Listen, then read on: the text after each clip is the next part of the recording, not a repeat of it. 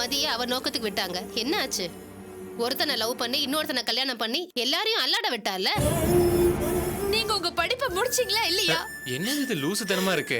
படிக்காதவன எந்த மடையனாந்து வேலைக்கு சேர்த்துப்பானா? அந்த மடையன்டா நீங்க படிப்பை முடிக்கலன்னு சொல்லி வேலைக்கு வர வேண்டாம்னு சொல்லிட்டான். ஷியாமுக்கும் உங்க பையனுக்கும் காலேஜ்ல ஏதோ பிரச்சனையா, அதுக்காக பைக்ல இருக்கிற பிரேக் வேற கட் பண்ணி விட்டுருக்காமா உங்க பையன். அவனை காப்பாத்தணும்னு மட்டும் நினைக்காதீங்க, போலீஸ் கேஸ் ஆயிடுச்சு. நாளையில இருந்து நான் வேலையில ஜாயின் பண்றேன். ஏண்டா இது வரைக்கும் என்கிட்ட ஒரு வார்த்தை கூட சொல்லல?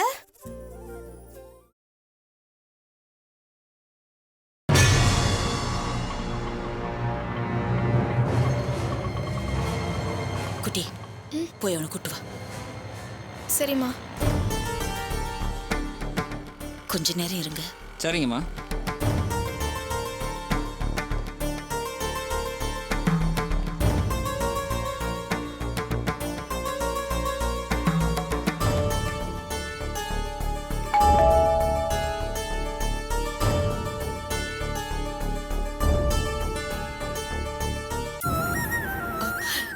வாடி என் தங்கம், வாம்மா வா.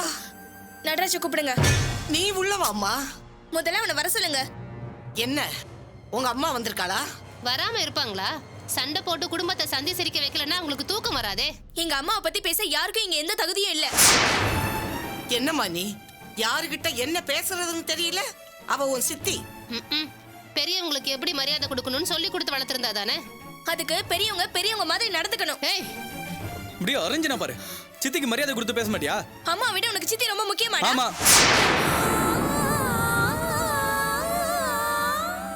இவனுக்கு புரியறது உனக்கு புரியல. சீக்கிரமாவே புரிஞ்சுப்ப. உங்களுக்கு தான் புரியல. இவனை பத்தி என்ன தெரியும் சப்போர்ட் பண்றீங்க? ஏய், உன் வேலையை பார்த்துட்டு போயிடு.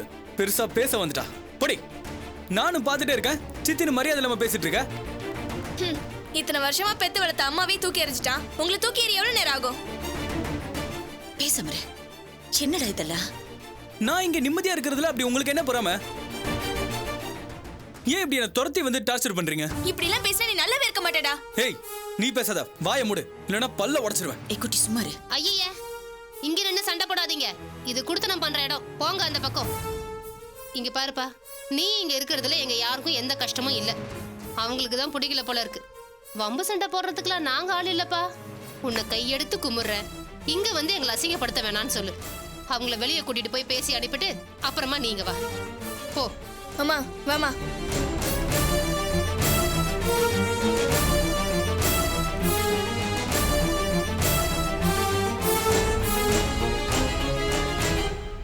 டேய், யார் வீட்டு படியை மிதிக்க கூடாதுன்னு நினைச்சனோ அவங்க வீட்டு படியை மிதிக்க வச்சிட்டல.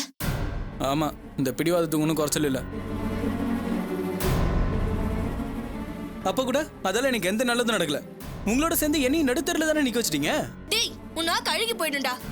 ஆமா, உன் கூட இருந்தா நாசமா போயிடுவேன், விளங்காம போயிடுவேன், உருப்பிட மாட்டேன். இதெல்லாம் கேட்டு கேட்டு உண்மையாவே அப்படி ஆயிடுவோம் போல இருக்கு.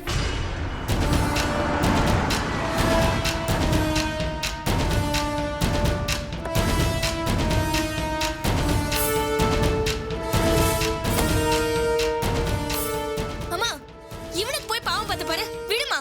இவனெல்லாம் போலீஸ் புடிச்சிட்டு போய் நல்லா அடி அடி நடிச்சதா புத்தி வரும். என்னப்பா நடக்குது? வீட்டு வாசல்ல நின்று கொழையாடி சண்டை போட்டுட்டு இருக்கீங்க. நாங்க எத்தனை வருஷமா மரியாதையா குடியிருந்துட்டு இருக்கோம் தெரியுமா? இந்த ஏரியால எங்க சண்டை நடந்தாலும் நான் தான் போய் பஞ்சாயத்து பண்ணுவேன். என் வீட்டுக்கு 4 பேரை பஞ்சாயத்து பண்ண வர வச்சிருவீங்க போல இருக்கு. பார்க்கவே அசிங்கமா இருக்கு. நாங்கெல்லாம் இங்க டீசெண்டா வாழ்ந்துட்டு இருக்கோம். பிரச்சனை பண்ணாம போங்க.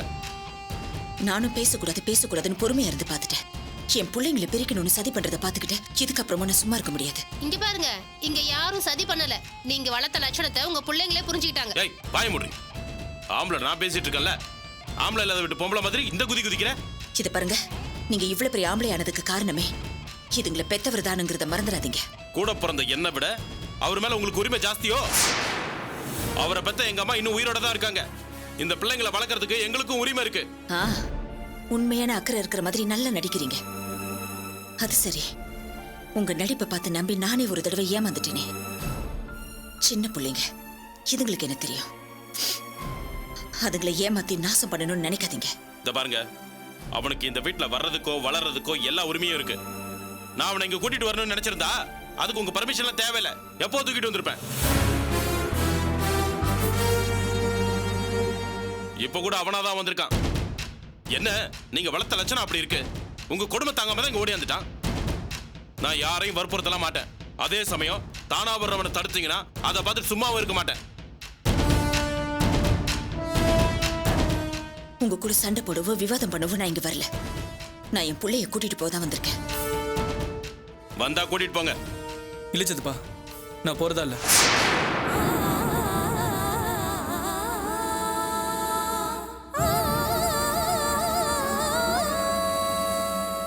அம்மா தயவு செஞ்சு அவனை விடுமா.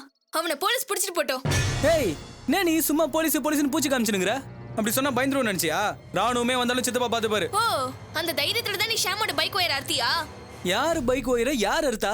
இத பாரு, ஷாம் ஆக்சிடென்ட்க்கு நீ காரணமா இருக்க மாட்டேன்னு எனக்கு கண்டிப்பா தெரியும். என்னம்மா உளற? ஷாமுக்கு எப்ப ஆக்சிடென்ட் ஆச்சு? நிஜமாவே உனக்கு தெரியாதா? எல்லாரும் நீதான் காரணம்னு சொல்றாங்களா? சத்தியமா எனக்கு எதுவும் தெரியாதுமா. அப்படின்னா வா, அவங்க காலில் விழுந்தாவது நான் உன்னை காப்பாத்துறேன். நான் தான் எந்த தப்புமே பண்ணலையே. அப்புறம் என்ன பயம்? வா, வந்து நான் காரணம் இல்லைன்னு சொல்லு. இப்ப வரப்போறியா இல்லையா? வா.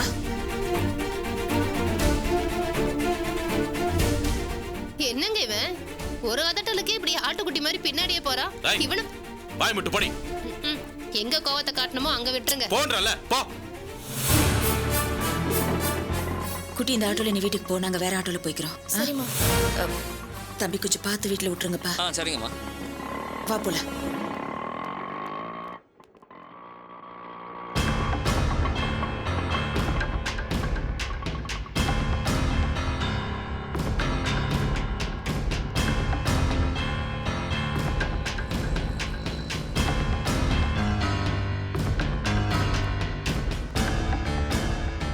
ஷாமுங்கிற பையன் பைக் ஆக்சிடென்ட் ஆகி இங்க சேர்த்திருக்காங்களா? செகண்ட் ஃப்ளோர் போங்கம்மா. வா.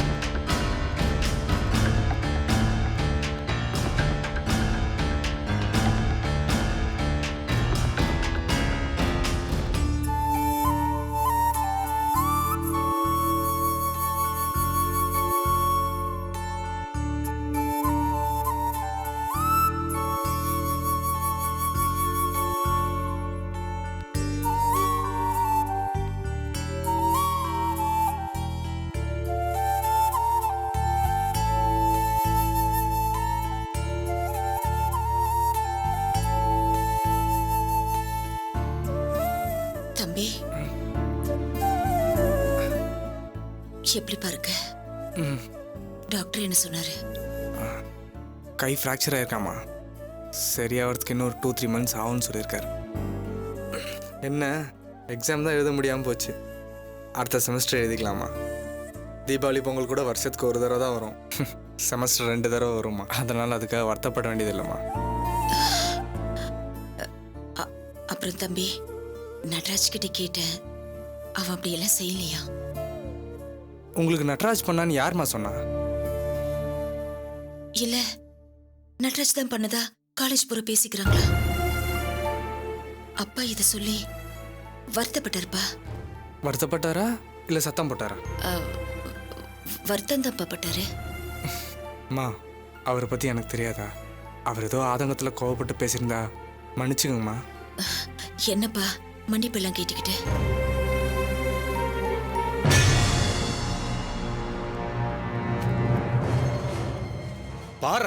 பாரு, என் புள்ள என்னடா பண்ணா? அவனை இப்படி படுக்க வச்சிட்டியே, இப்போ உனக்கு சந்தோஷம் தானா? சார், நட்ராஜ் எல்லாம் எதுவும் பண்ணலையா சார்? யாரு குத்தம் செஞ்ச யாராவது நான் தான் செஞ்சேன்னு ஒத்துக்குவாங்களா? அப்பா, அவங்க எனக்கு அடிபட்டிருக்கேன்னு பார்க்க வந்திருக்காங்க. எதுக்கு? ஏற்கனவே பண்ண பிளான் மிஸ் ஆயிடுச்சு எப்படின்னு பார்க்க வந்திருக்காங்களா? இல்லங்க, அவன் தப்பு பண்ணலங்கிறத சொல்றதுக்காக தான் அவனையே நான் நேர்ல கூட்டு வந்தேன். இதோ பாருமா, ஓ மகங்கிறதுக்காக இந்த கொலகார பாவிக்கு சப்போர்ட் பண்ணாத. என்ன பிரச்சனை? நீங்க யாரு?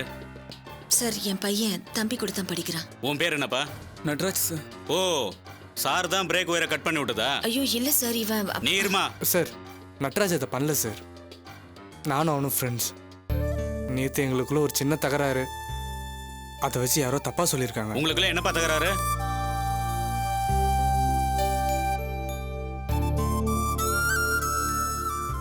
என்ன பொண்ணு விஷயம் தானே? சொல்லுங்கப்பா, எந்த பொம்பளை பிள்ளைக்காக சண்டை போட்டீங்க? இல்லை சார், என்னை பட்ட பேர் சொல்லி கூப்பிட்டான், கோவம் வந்துருச்சு, அதான் அடிக்க போயிட்டேன். யோ என்னய்யா சின்ன பசங்க மாதிரி இதுக்கெல்லாமா சண்டை போட்டுக்குவாங்க? சரி அதுக்காக நீ பிரேக் ஒயரை பிடுங்குவியா? சார் நட்ராஜ் அதை செய்யலை சார். எப்படியா சொல்ற? சார் நாங்கள் 2 பேர் சண்டை போட்டு முடிச்ச உடனே அவன் அங்கேருந்து கிளம்பிட்டான் சார். அப்ப பிரேக் ஒயர் தானா கண்டுச்சா? இல்லை சார், வேணும்னே தான் பண்ணியிருக்காங்க. ரோஹித் ஃப்ரெண்ட்ஸ் ரொம்ப நாளாக என் மேலே கோவத்தில் இருந்தாங்க, அவங்க தான் பண்ணியிருப்பாங்கன்னு நினைக்கிறேன்.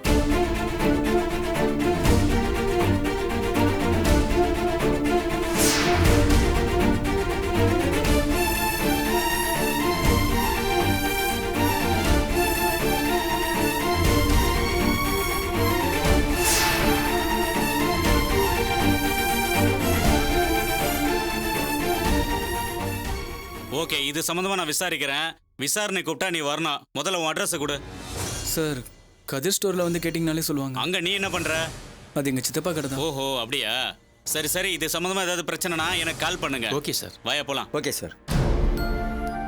என்னப்பா இவ்வளவு விஷயம் நடந்திருக்கு, என்கிட்ட ஏன் மறைச்சிங்க? இல்லைப்பா, உங்களுக்கு தெரிஞ்சா தேவையில்லாத டென்ஷன், அதான். அது என்னப்பா பைசா பெறாத விஷயங்களை மணிக்கணக்கில் உட்காந்து ஆர்கியூ பண்றீங்க, இந்த மாதிரி விஷயங்களை மறைச்சிடுறீங்களே. சார் இந்த இன்ஜெக்ஷன் வாங்கிட்டு வாங்க. உங்களுக்கு புண்ணியமா போகட்டும். இனிமே எந்த காரணத்துக்காகவும் உங்க பையன் என் பையனை பார்க்க வேண்டாம்னு சொல்லிடுங்க. இல்ல சார். Please please.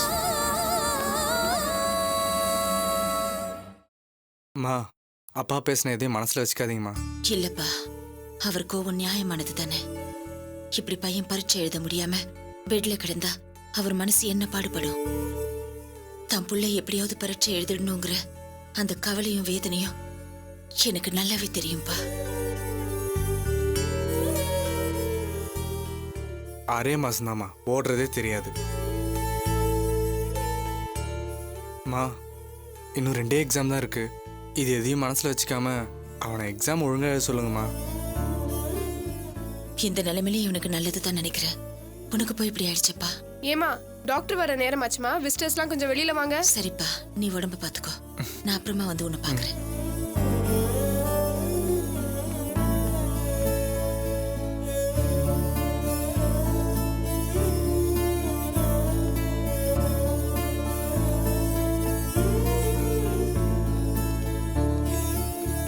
அம்மா, என்னடா? நான் அவன்கிட்ட ஒரு வார்த்தை பேசிட்டு வந்துடுறேன். ஆமாப்பா, நீ அவன்கிட்ட பேசாம இருந்தது கஷ்டமா இருந்துச்சு. நீ போய் அவன்கிட்ட ஆறுதலா 4 வார்த்தை பேசிட்டு வா போ.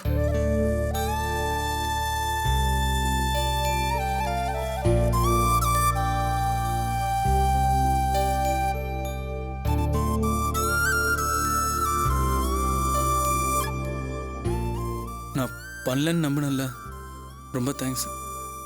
நீயே பண்ணியிருந்தாலும் உன்னை போலீஸ்கிட்ட காட்டி கொடுத்துருக்க மாட்டேன்டா. அது கூட உனக்காக இல்லை, உங்கள் அம்மாவுக்காக. இப்போ அவங்க பட்டுட்டு இருக்க கஷ்டத்துக்கு மறைமுகமாக நானும் ஒரு காரணமாயிட்டேன். உன்னை பற்றி கேட்டப்ப கூட சொல்லாம மறைச்சிட்டேன். நான் பண்ண அந்த தப்புக்கு தான் எனக்கு இந்த தண்டனை. உங்கள் அம்மா மாதிரி நல்லவங்களுக்கு பிள்ளையா பிறக்கிறது ரொம்ப பெருமையான விஷயம்டா. ஆனால் நீ இப்போ கூட கதிர் ஸ்டோர்ஸ்னு தயவு செஞ்சு கொஞ்சம் நிறுத்துறியா? இதாண்ட உன் ப்ராப்ளமே. நீ அடிப்பட்டதுக்கு நான் காரணம் இல்லை, அதை சொல்றதுக்காக தான் நான் இங்கே வந்தனே.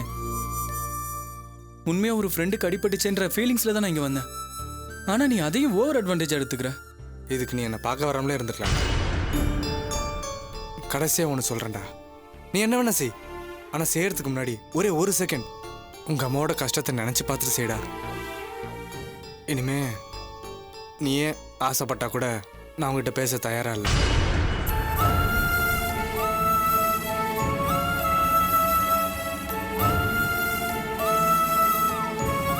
நான் கிளம்புறேன். எங்க? சித்தப்பா வீட்டுக்கு. நான் உங்ககிட்ட கொஞ்சம் பேசணும்ப்பா. சொல்லுங்க. இங்கயா? வேற என்ன பண்ண சொல்றீங்க? நீ என் கூட வா.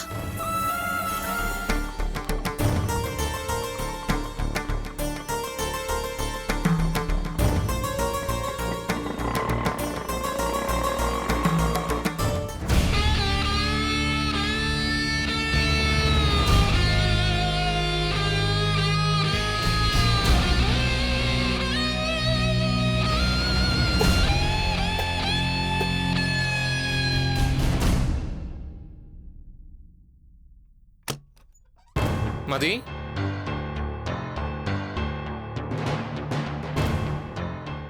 என்ன டிஃபன் பண்ணலையா? மதி டிஃபன் பண்ணலையான்னு கேட்டேன். என்னமோ காலையிலே வேலைக்கு போற மாதிரி தான். ஏன் இப்ப அவ்வளவு அவசரமா சாப்பிட்டுட்டு தெம்பா வந்து என்னை ஏமாத்தவா? இங்க பாரு மதி, எப்பவுமே உன்னை ஏமாத்தணுங்கிற எண்ணம் எனக்கு கிடையாது. கிளாஸ்க்கு டைம் ஆகுது, சீக்கிரம் போய் ஏதாவது ரெடி பண்ணு. போதும், இவ்வளவு தூரம் நடந்ததுக்கு அப்புறமா ஏன் நடிக்கிறீங்க? இன்னும் நீ என்ன நம்பல. இன்னைக்கு சனிக்கிழமைங்கிறத மறந்துட்டு காலேஜுக்கு போறேன்னு போய் சொல்றீங்க. போய் ரொம்ப நாளைக்கு நிக்காது. இன்னைக்கு ஸ்பெஷல் கிளாஸ் இருக்கு மதி. போதும், நிப்பாட்டுங்க. பொய் மேல பொய் அடிக்கிட்டே போகாதீங்க. சம்பந்தப்பட்டவங்களே இத பத்தி சொன்னதுக்கு அப்புறமும் நீங்க என்ன ஏமாத்தணும் தான் நினைக்கிறீங்க. ஆமா, நான் தப்பு பண்ணிட்டேன் அப்படின்னு ஒத்துக்கவே மாட்டேங்கிறீங்க. மதி இதெல்லாம் யாரோ வேணும்ட்டே பண்றது. திரும்ப திரும்ப நீங்க அடம் பிடிக்கிறதுனால உங்க மேல சந்தேகம் தான் ஜாஸ்தி ஆகுது. வேலை விஷயத்துல மட்டும் இல்ல, இத்தனை நாளும் நீங்க சொன்ன எதுவுமே உண்மை இல்லையோன்னு தோணுது. எதுவுமேனா எல்லாம் தான்.